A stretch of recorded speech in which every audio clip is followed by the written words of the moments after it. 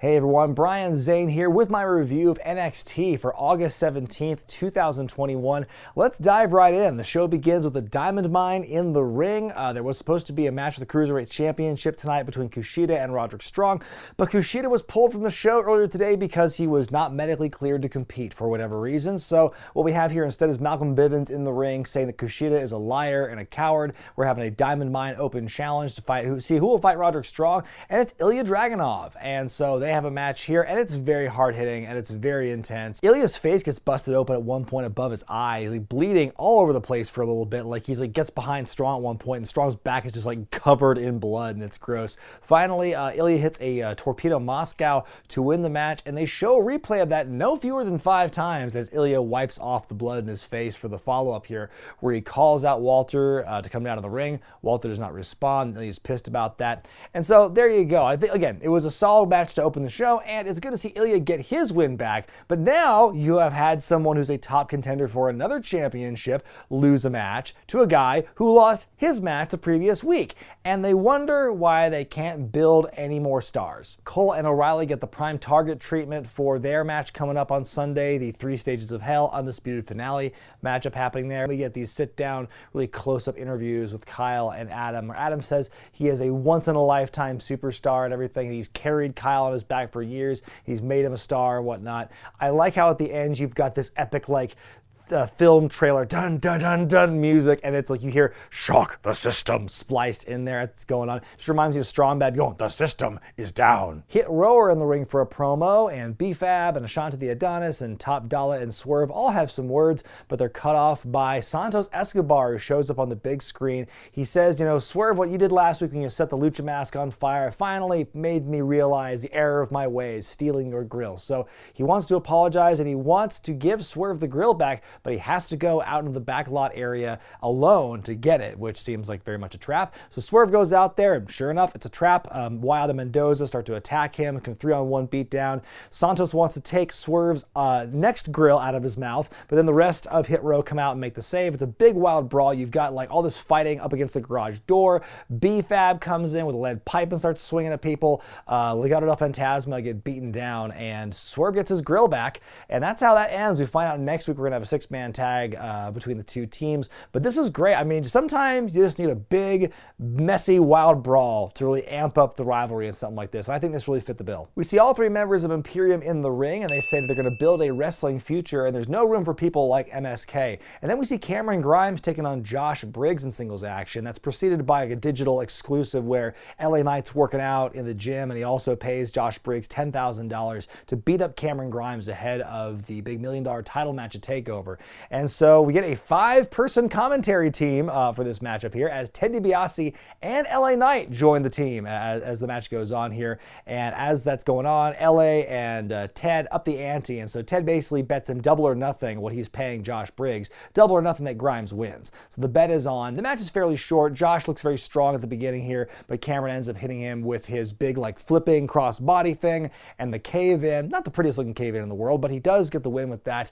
And so then Ted wins the bet. He cackles, LA decks him one, and then he plants Cameron on the outside with his finishing move and stands tall at the end. And it's a nice little build for that one. And we'll see more on this storyline a little later. The expectant Garganos are backstage. I love how in the background there is a missing again poster for Austin Theory. And then Indi Hartwell shows up wearing black gloves in honor of her new beau, Dexter Lumis. And Johnny tells her, the next step for you two is you have to be able to work together as a team. And look at me and Candace, for example. And then Dexter shows up, and Johnny asks how that cake tastes last week, and Indy says, oh, he thought he loved it. In fact, he had room for pie. And ooh, a cunnilingus joke. Well, if the NXT as we know it is going down in flames, might as well go down swinging. Backstage, the women's tag team champions, Zoe Stark and Io Shirai. Remember them? Zoe says, they're working on their relationship as partners, and she wants the bond to be stronger. She even says she's learning Japanese, which in the back you see Io totally roll her eyes like, whoa, she's making an effort. Come on, give her some credit. But Io says, she reiterates, She doesn't like Zoe, and it's not about being friends or partners, it's just about keeping the tag team championships.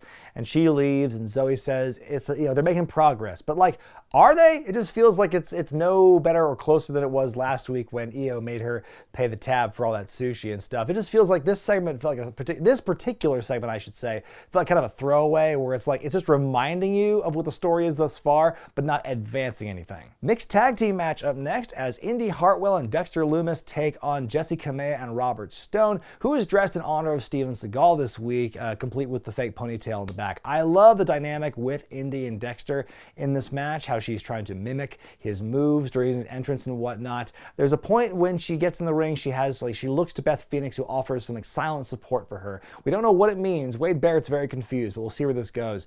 As the match goes on, early on, Frankie Monet who is at ringside for Robert and JACY. She's ejected when she tries to get involved. She grabs Dexter's leg and he just pulls her into the ring and everything.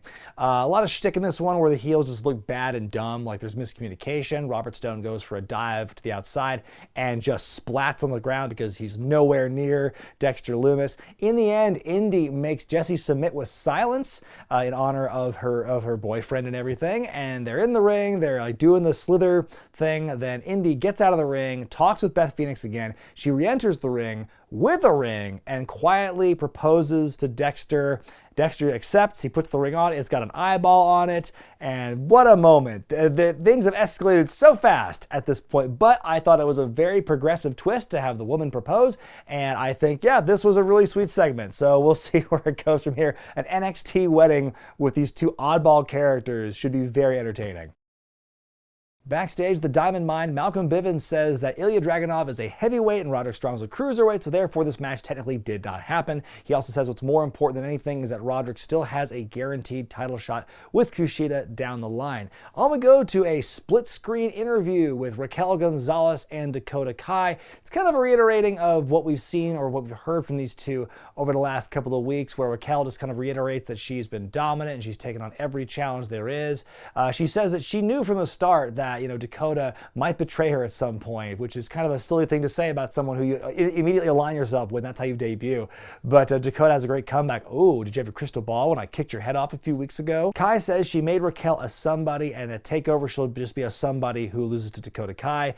Raquel says she's open to the challenge, calls her a sidekick, which really gets under Dakota's skin. You just had to go there. And so that's where it ends. And, it was what it was. It just felt like that's the storyline we've been hearing and we've been seeing brewing for all this time. And it's felt like kind of just a reiteration, again, of what we had already seen. Breakout tournament semifinal matchup next as Carmelo Hayes takes on Duke Hudson. The story here, like Carmelo's previous tournament matches, is how he is the smaller man of the two guys in the ring. The story is that Duke is very strong, throwing his weight around early on, but you've got Carmelo being very resilient. Hits an axe kick when Duke is going through the ropes. Another springboard DDT on the apron where Duke takes it really hard on his shoulder and his collarbone there.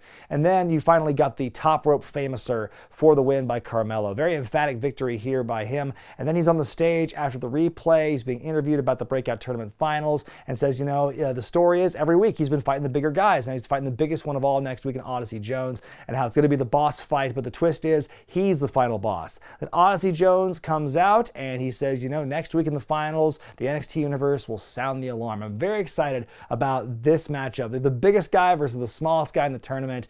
Let's see some magic here. We get a JACY JAYNE vignette, which is kind of a companion piece to the Gigi Dolan one we saw last week, because they are a team, it seems here. I think it's very unique that we're getting these vignettes from a pairing, but they're from two people individually presented instead of just being together the entire time. And then we go to the trainer's room where we see Cameron Grimes and Ted DiBiase convalescing together after having both gotten beat up by LA Knight. And Ted apologizes to Cameron for putting him in this position, having things go this far. But Cameron takes responsibility for it and gives a very fiery babyface promo, how he wanted to be the $1 Million champion, and that's why he's here, because he looked up to Ted DiBiase, and it's like, well, he's not a butler. He rips off the butler shirt. I'm not a butler. I'm a $1 Million champion, and you're a $1 Million champion. And then he he basically said the two of them are going to beat LA Knight and take it to the moon.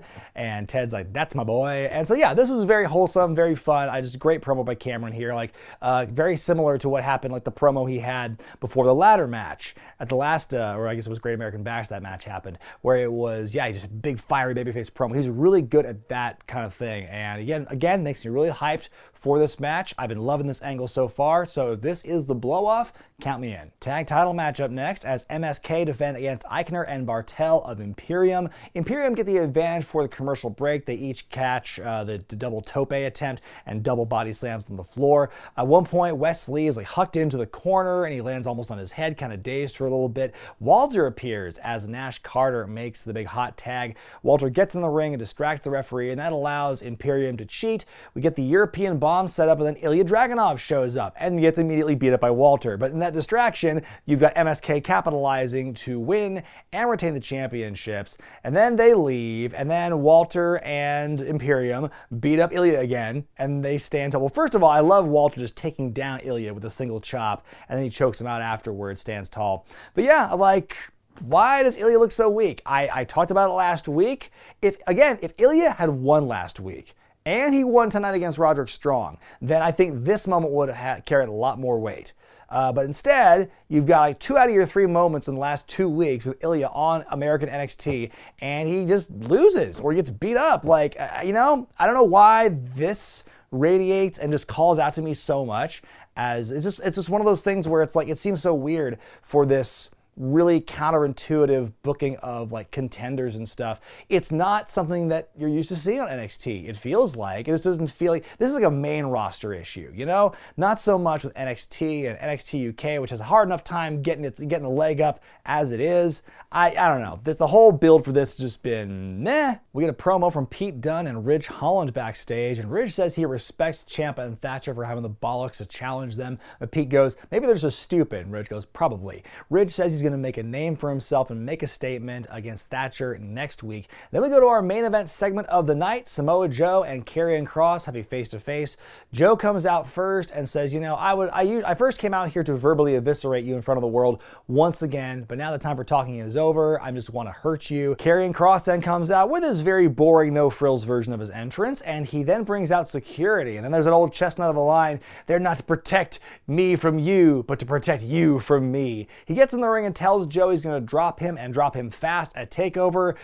Joe going, give us a kiss, and like gives him the headbutt and big tope to the outside. They're fighting, they're brawling all over the arena, and they crash through the barricade and take out a couple security guys with them. And that's how the show ends. We fade to black. You know what? Like, I love me a good brawl. It was short, simple, and to the point, and seeing that kind of intensity does make me want to see them actually have the match at TakeOver and to see where it goes. My grade for NXT this week is a B. I think it was a fine way to cap off the build for TakeOver this Sunday. I think there were some good emotional high points for the Grimes LA Knight feud, for the Kai and Gonzalez feud as well. I think Prime Target, good as always. That kind of goes without saying. Strong way to close the show with KROSS and Joe. And the thing with Indy proposing to Dexter, that was the segment and the match and the proposal, fun all around. And with that out of the way, it's time for me to give you my predictions for this Sunday's TakeOver 36. Beginning with the $1 Million Championship match, LA Knight versus Cameron Grimes, and if LA wins, then Ted DiBiase must replace Cameron as LA's butler. My pick for this match is going to be Cameron Grimes winning the championship and saving the honor of Papa Ted. I think that, I don't know where they would go with Ted as the butler, where it's like you're just dragging it on to that point where it's not enjoyable anymore. I think this feels like an angle where, it gets wrapped up here. And as far as like where Cameron and Ted go from here and where LA goes from here, I'm not sure. But I think Cameron as a babyface $1 Million champion, that sounds like a fun prospect. NXT UK title as Walter defends against Ilya Dragunov. You know how I feel about the build to this match. And honestly, my prediction for how this is going to go is Walter retains and keeps his ungodly, title reign going. If Ilya does win, I would be very surprised based on just the way they were booking him and stuff. Maybe it's one of those underdog things where he comes back, but I don't think, I feel that just going against Walter in and of itself makes you an underdog. You don't need to also lose matches to keep the underdog thing going. So yeah, again, if he were to win, this underdog who loses almost every time you see him in America, then yeah, I would be just kind of like, oh, that seems like an interesting way to do that. So I think Walter's going to win. I don't know who's going to challenge him after this. Maybe somebody who watches NXT UK can fill me in, but that's my pick. Raquel Gonzalez defends the women's championship against Dakota Kai. You know what? I think Kai's going to win this one and become the new women's champion. I think they've been kind of telegraphing this from the start because of the way they've been talking about Raquel Gonzalez. She has beaten everyone there is to beat. Therefore, who do you have left to make a convincing, or to keep the reign of Gonzalez really going and stay interesting? I think this is the natural conclusion for it, to have Dakota win and kind of get one over. You know, Raquel can win it back. That'd be a great redemption thing for her to try and beat Kai as well. They made an illusion in the promo and in the split screen thing tonight where it's like Raquel's like, how are you going to beat me? You're going to have somebody else to be the next Raquel Gonzalez and cheat for you? And so maybe they will. Maybe there is somebody else in the Performance Center who's waiting to get called up and be Dakota's new muscle. And whether that happens or she just simply outsmarts Raquel at some point and uses her veteran mystique to win and win the championship, who's to say? But I do believe Dakota Kai will be the next women's champion. The undisputed finale with Adam Cole and Kyle O'Reilly. It's 2 out of 3 falls. The first fall is a straight up wrestling match, so somebody's spirit can be broken. The next match will be a street fight, so somebody's bones will be broken. And then the third and deciding fall, which they will certainly get to, is a steel cage match. My pick for this one is Kyle O'Reilly. I think having him beat Adam Cole on a match with these kind of implications will really help catapult him into that next level on NXT. And also, since, you know, I am kind of factoring in this, you know, behind the scenes scuttlebutt that Adam Cole's future is really unknown at this point. I think if he wins, that would be a good indication of where he would be going or not going in this case. But I believe that it's O'Reilly's time, and I think that I think Cole's going to give him that shine and really help him get over as the next guy in NXT. Then KROSS defends the NXT title against Samoa Joe. And as much as I would like to see Joe become a 3-time champion and for Karrion to be unburdened with the title so he can go off to Raw and do whatever the fuck they want him to do with Jeff Hardy, I just don't see that happening. I think Karrion is going to win and retain the championship, be the champion for a little bit longer. Again, not really sure who would challenge him immediately at this point, and especially with NXT feeling so much in flux now, you don't really know what the future is going to hold for it. Like, what do you do with that? Like, which person do you think better represents that step toward whatever direction the show is going? So I'm going to go with my gut here and say Karrion retains. It's going to be a valiant effort from Joe, but I just don't see him winning. But those are just my humble picks, folks. What do you think is going to happen at TakeOver this Sunday? Let me know in the comment section below. Let me know what you thought about NXT tonight as well. And stay tuned for Wednesday night when I have my Dynamite review. But until then, I'm Brian Zane, and I'll see you next time.